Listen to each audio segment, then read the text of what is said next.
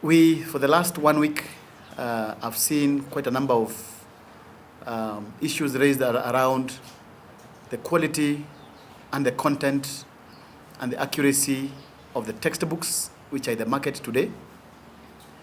And the purpose of calling you today here is to clarify some of those issues. And I would like us to be very clear that we are not here to defend ourselves. We are here to clarify and let the public know the truth so that they can decipher the information that is coming through both the social media and the mainline media. Let me address myself specifically to 4 books which were widely circulated in the media. One is a book that was talking about a helicopter and an MP landing and doing many things. I would like to say this about that particular book.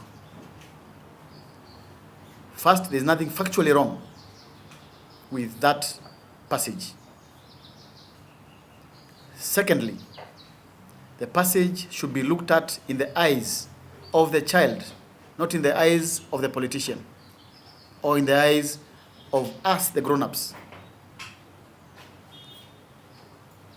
Don't we have stories that talk about frogs talking, chameleons talking, lions chasing and becoming kings in the jungle? Do those kingdoms exist? We create passages for the purposes of comprehension.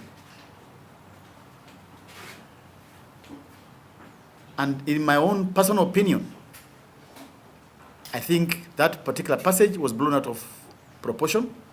The second publication was a publication that was showing a child working in a farm. And according to the media, there was no correct answer on the choices given. If the author of that particular media thing that was circulating had paid enough attention to the page before that and the page before that, you would have realized that this topic was on child abuse. The third one was the one that was showing that a picture of a head, parts of the body, a head. And the head is supposed to, and the answer was head, we use our head for carrying load. I completely concur that that is an unthinkable explanation of the use of an average African head.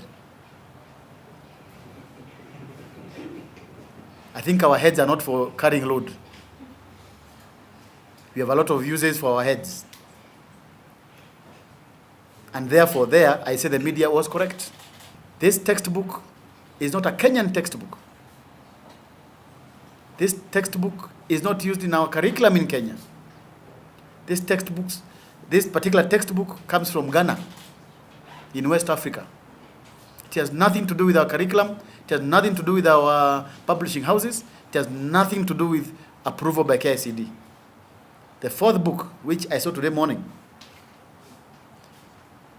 is a book difficult to talk about. Maybe you have seen it. Talking about what mommy and daddy do in their private lives. Again, it's not a Kenyan book. It's not even an African book. The origin of that book is the US. We cannot control as Kenyan publishers what people bring out from outside the country. As we speak, we're in the middle of, together with the Ministry of Education, working with an IM policy, instructional materials policy, that will guide procurement and actually how books are handled, right from writing to procurement to usage in Kenya. And that probably would address such books which are inappropriate finding their way into our schools.